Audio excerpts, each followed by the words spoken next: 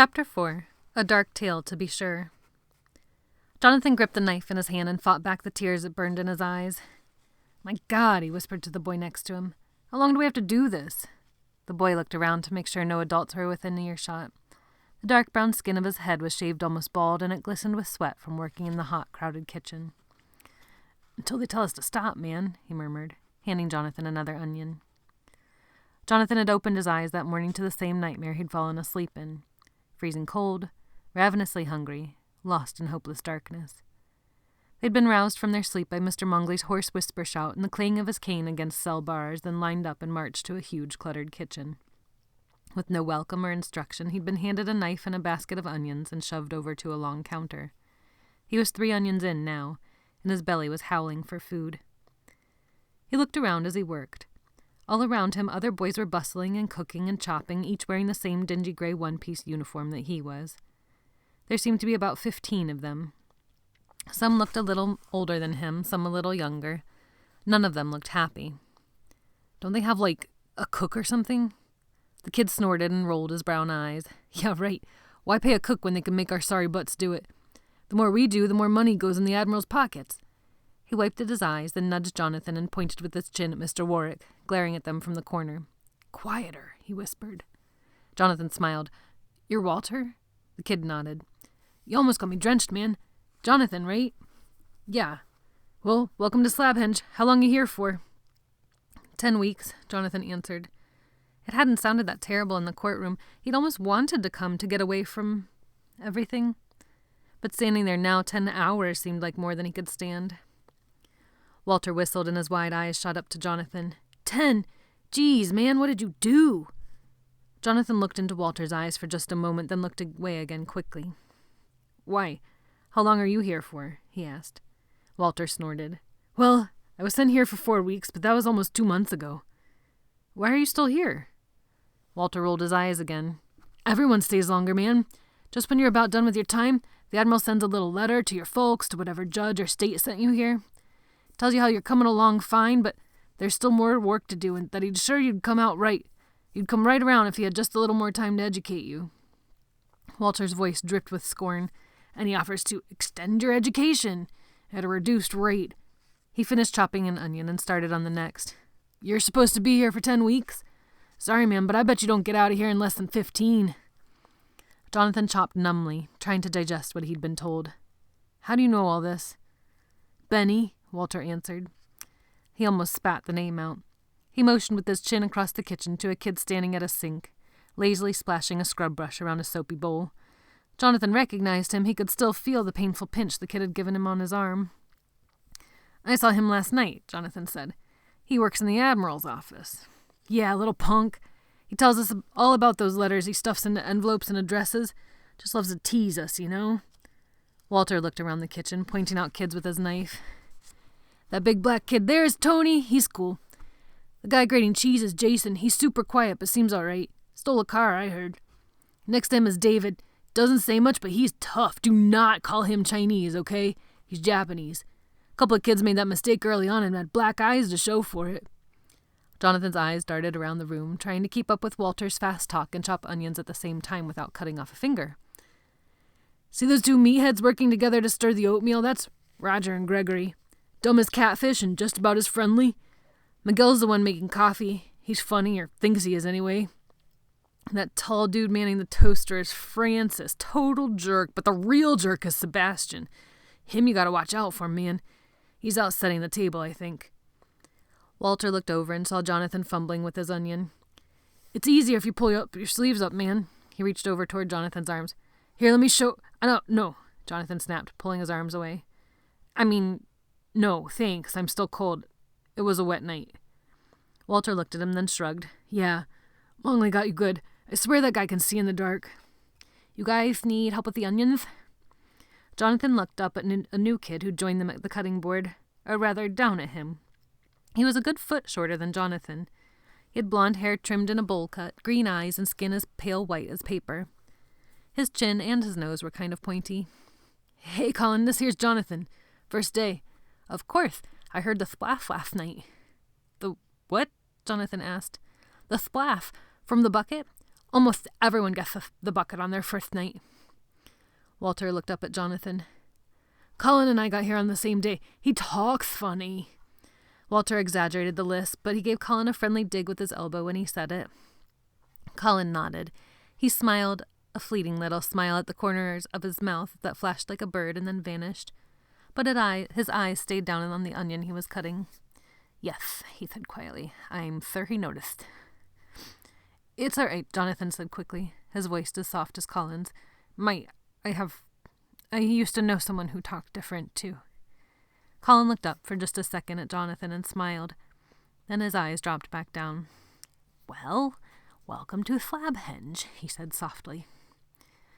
All around them, savory smells grew stronger. Sizzling onion, greasy bacon, frying eggs, boiling potatoes.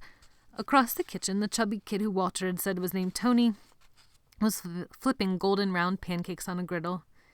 Jonathan almost had to lean on the cutting board to not collapse. At least the food here is good, he said. I'm going to eat till I puke. Colin and Walter exchanged a glance. This food isn't for us, Colin whispered. What? Who's it for? Them, Walter answered with a meaningful look over Jonathan's shoulder. Jonathan risked a backward glance. Behind him was a long, glassless window that looked out into a big room with 2 long tables. Sitting at the closest table were 5 or 6 adults, including 2 he recognized. Mr. Vander, the tall zombie who'd met his boat, and the hunched-over form of Mr. Mongley. As he watched, the Admiral came marching in the door, still wearing his blue navy jacket. A sword hung in a scabbard on his hip. He was wearing baggy blue pants that met his shiny black boots at his knees. A huge, old-fashioned, wide-brimmed hat was held under one arm, the triangular kind you see in history books, being worn by ship captains or Napoleon Bonaparte. The Admiral flopped down in a heavy wooden high-backed chair at the empty table. They get all this? Jonathan asked. Colin and Walter nodded. What do we get? Oatmeal, usually, Walter replied. Sometimes toast. Jonathan bit his lip and nodded. Great. Eventually all the food was ready on platters and in bowls lined up on the counter by the kitchen door. Jonathan licked his lips and watched the steam rising off the hash browns, pancakes, scrambled eggs. He saw the gooey cheese oozing out of the omelets, the salty grease pooling on the platter under the bacon, the butter melting on the flaky biscuits. When do we eat? When we tell you to, a voice barked in his ear. Jonathan jumped up and turned to see Mr. Warwick's one eye glistening at him. If we tell ye to, now grab a bowl, boy. One by one, the boys filed by and picked up a serving dish and carried it out through the door. Jonathan grabbed a butter dish and a little pitcher of syrup and followed. The table was already full when he got there, but he found a tight spot for his items. The men were all slurping and reaching and smacking their lips, piling their plates high with food and shoveling it by the forkload into their mouths. The boys, once the food was delivered, stood back against the stone wall with their hands behind their backs. More coffee, the Admiral said through a mouthful of sausage, and a boy darted back to the kitchen.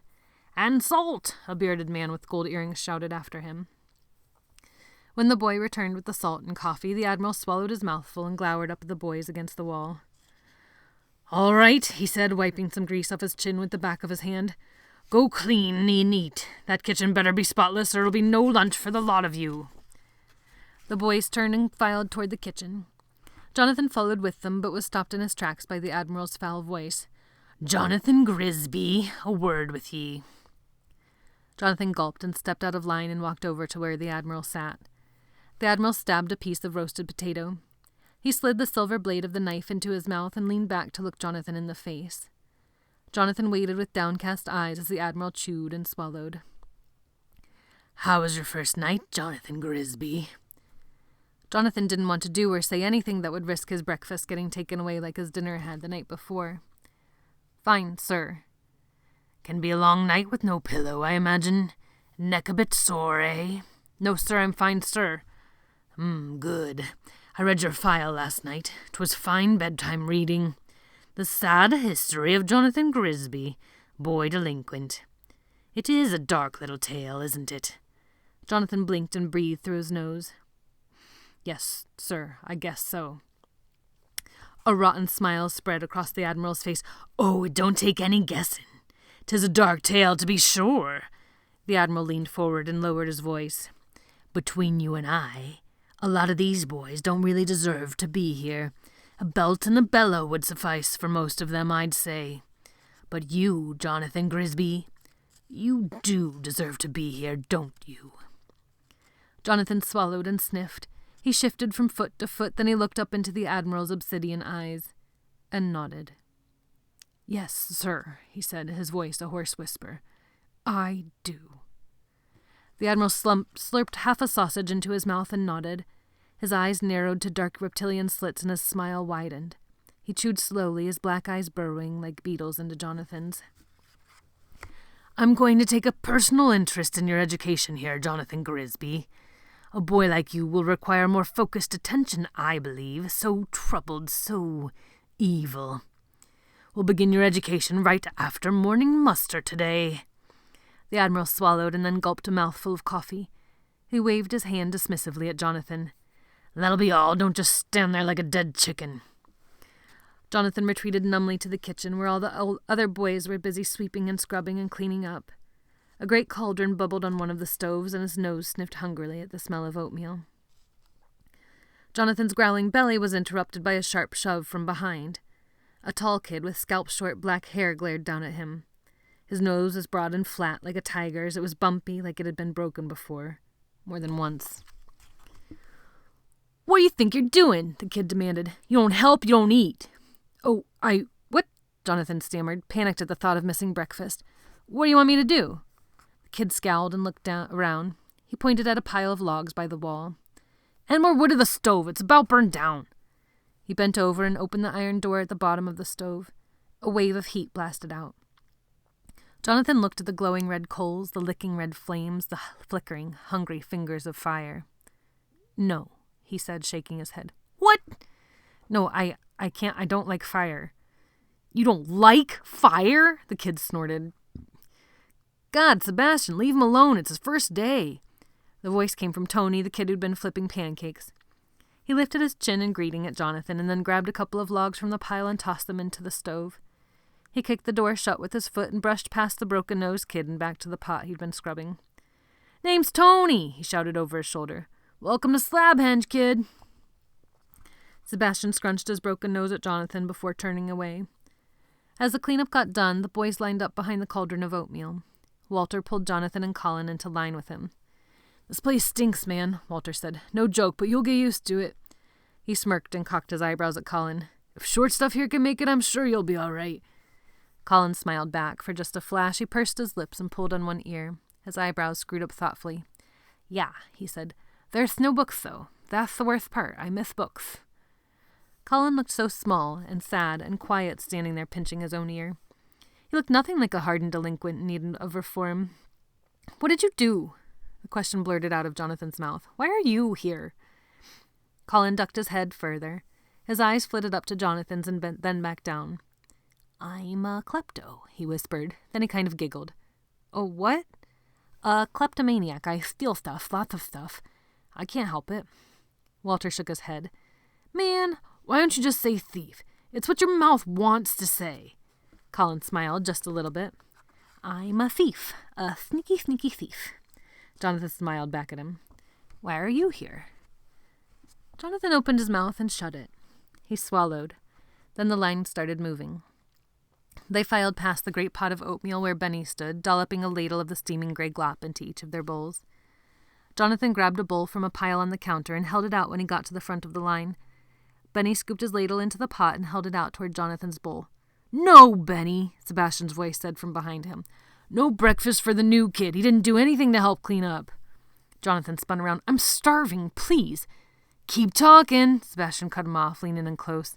"And it'll be no lunch, either." Tears sprang to Jonathan's eyes. If there'd been anything in his stomach, he would have thrown it up. He felt a gentle hand grab his elbow. "Come on," Colin's voice whispered. "It's all right." Jonathan turned and let Colin lead him out to the tables, his heart and stomach as empty as his bowl. He sat down on the hard wooden bench between Walter and Colin. The other boys were all gulping and swallowing their oatmeal, not bothering to let it cool down. Jonathan closed his eyes and tried not to pass out. Colin's elbow nudged him in the side. He opened his eyes.